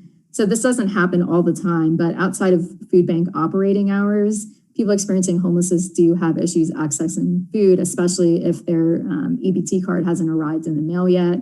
And then also when SWAP is activated, so when there's severe weather happening outside, most people experiencing homelessness spend a good majority of the day trying to get a hotel and motel voucher and then trying to get to the hotel.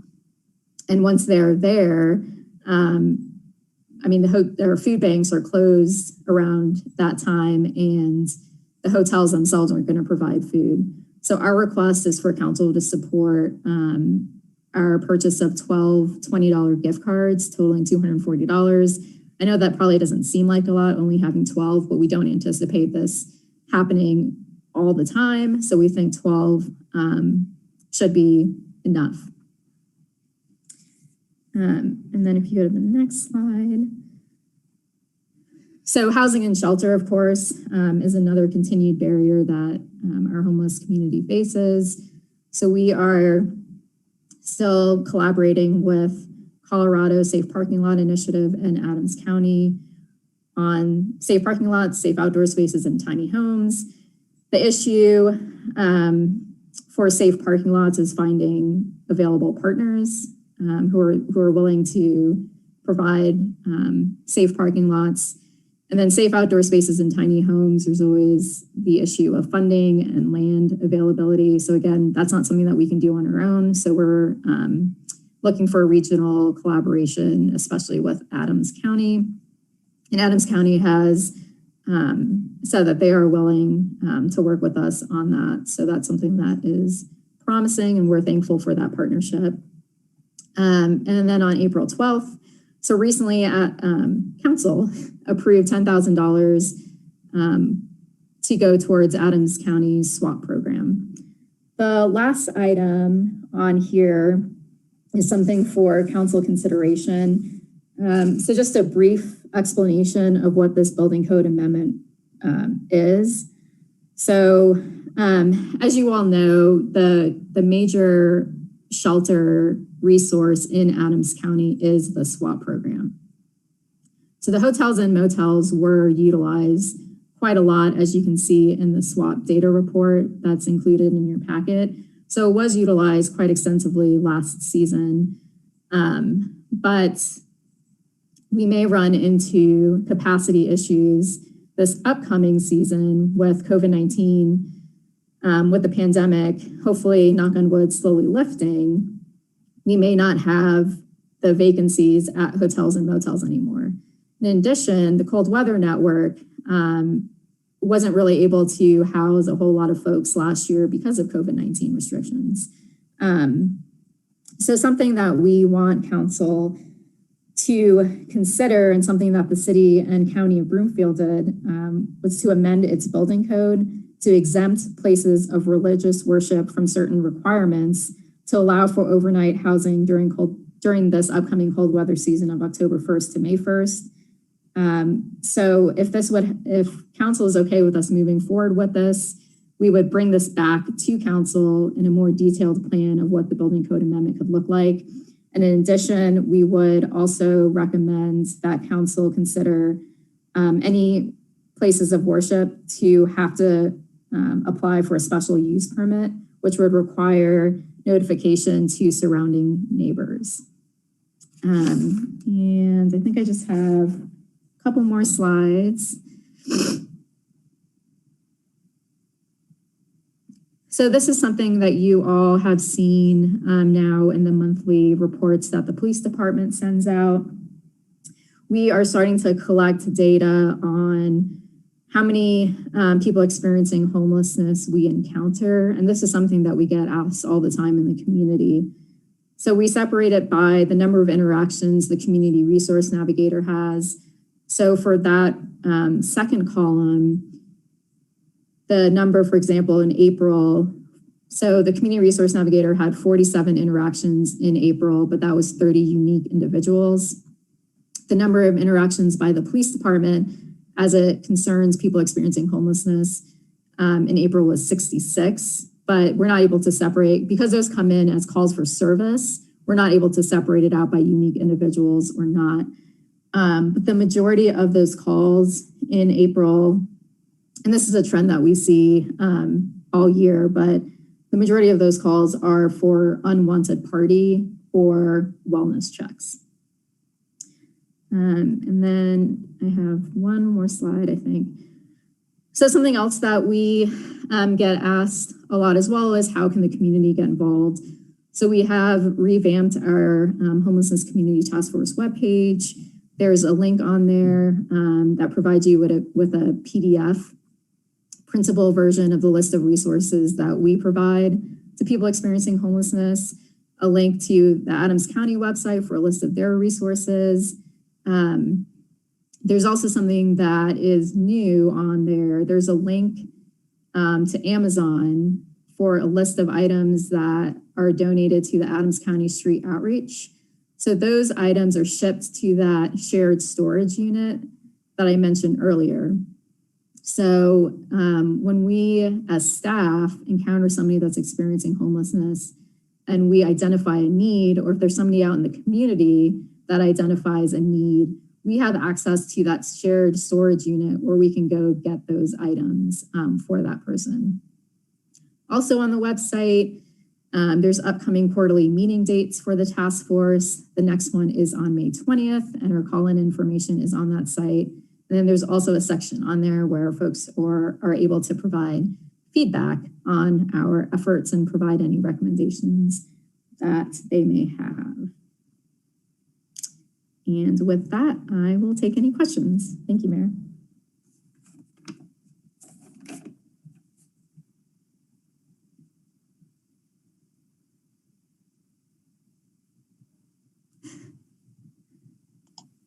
I was muted. Councilmember Duran-Mulliga. So I guess I had a clarifying question on the storage unit. So is that a place where people can store their things, or it's a place where you're collecting items for homeless individuals? Okay. So, because one of the things that I saw, what was it? The last snowstorm we had, what was it, a couple weeks ago? But there was an individual who actually was trying to keep all of their stuff dry, right? So he parked everything under an RTD shelter, if you will, off of Washington, to try and keep his things dry. He didn't have anywhere to put it, really, and so you can't blame him. But it definitely, like, the shelter was full of stuff. A couple baskets that were piled on top of other things. And so, like, that was just something that I saw. I'm like, oh, these individuals need a place for their things.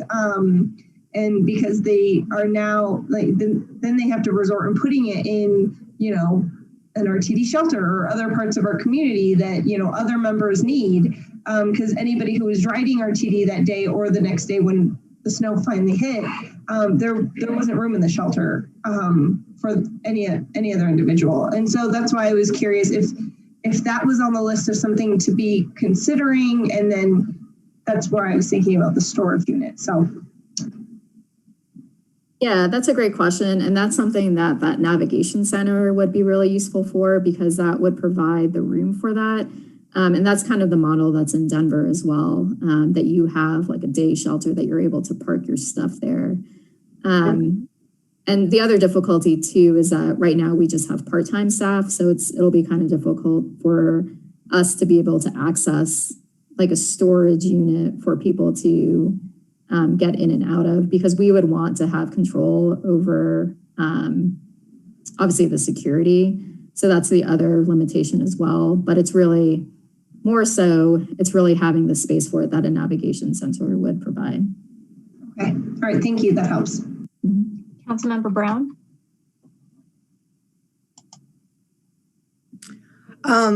Thanks for the great presentation, Rupa.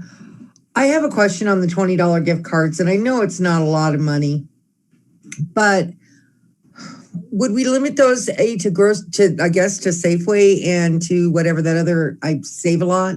Sorry, the name escaped me. Grocery stores, or what type of gift cards would those be? Yeah, so they would be grocery gift cards. So Safeway or King Soopers.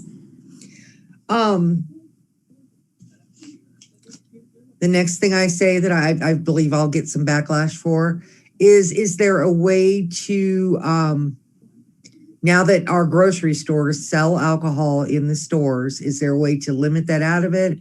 Or is it just a straight $20 gift card to, say, Safeway, and you can buy whatever you want?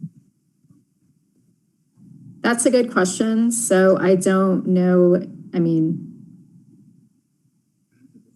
so to answer your question point blank, I don't think there's a way to limit it without, I mean, so the gift card would be just for the gift card for the grocery store. So, I mean, we would hope that folks would, buy food with it, but that's something that we can look into if that's a hesitation.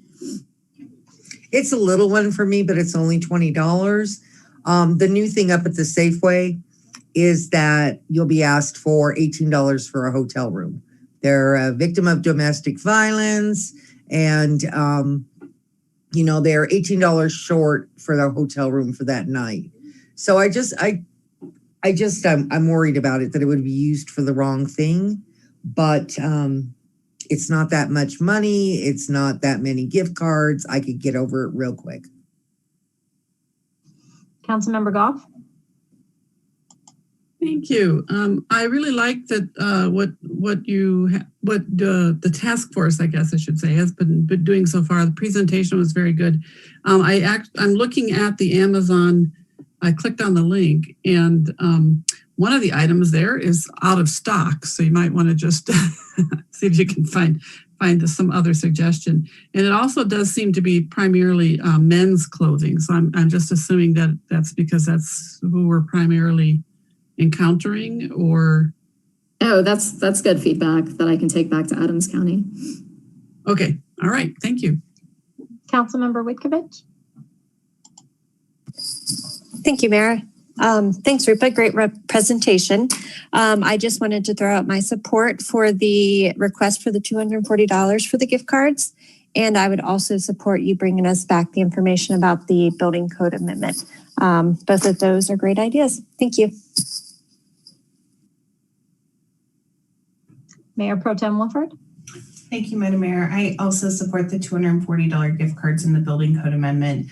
I'm curious, Rupa, if you have a sense of when we might have more information around the timing for some of the other recommendations from the Homelessness Task Force around like the safe to sleep spaces, or any of the other 3 items that were included on, I think the slide that was, this slide. Housing and shelter slide. Yes, thank you.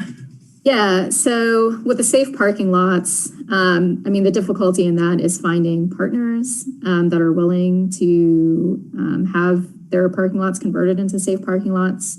So we've been working on contacting different churches in our community, and I know Adams County has as well, in the Colorado Safe Parking Lot Initiative. Linda Behringer of Adams County, she's been working really hard on that, but we just haven't gotten any partners to come on board. So if you as council, if you have any recommendations on what partners we can reach out to, I will certainly take that back to the task force. So that's the I don't want to say hold back, but that's where we're at with the safe parking lots. So it's safe outdoor spaces in tiny homes.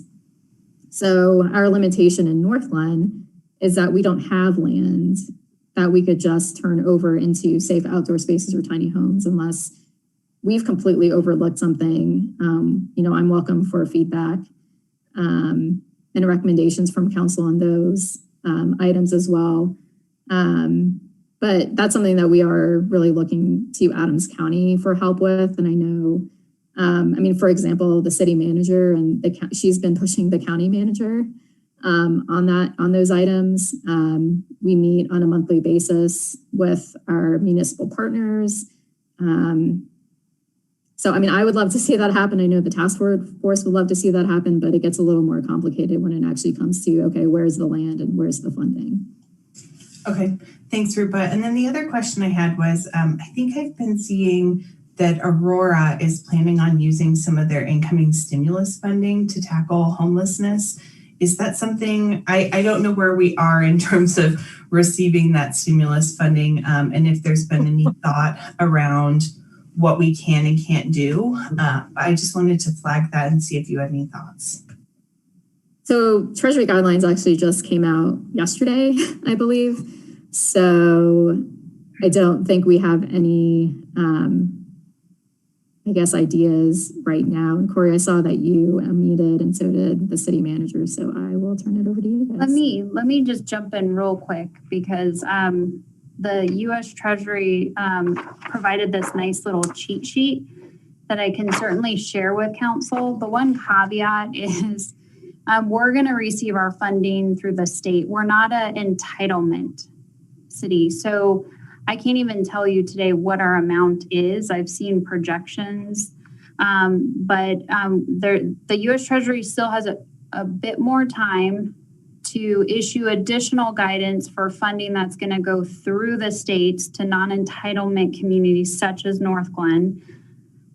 So I can tell you, overarching, the American Rescue Plan funding is intended to support public health response, replace public sector revenue loss, water and sewer infrastructure, address negative economic impacts, premium pay for essential workers, and broadband infrastructure. So those are just broad categories. So until we get additional guidance on, what we can and cannot do, and we've been really firm in pushing on our federal delegation to please have the U.S. Treasury issue specific guidance so we don't start down this path and then we have to pivot. And then, because through the CARES Act funding, that cycle, it was a constant updating of Treasury guidance and wasn't an efficient use of any of our time. So I think they're holding true to that. But for us as a non-entitlement community, we've got to sit tight for a little bit longer. Corey, were you going to say something? You hit all the points, just that the guidance just came out and we're still evaluating it. Sounds great. Thank you all. Any other comments or questions?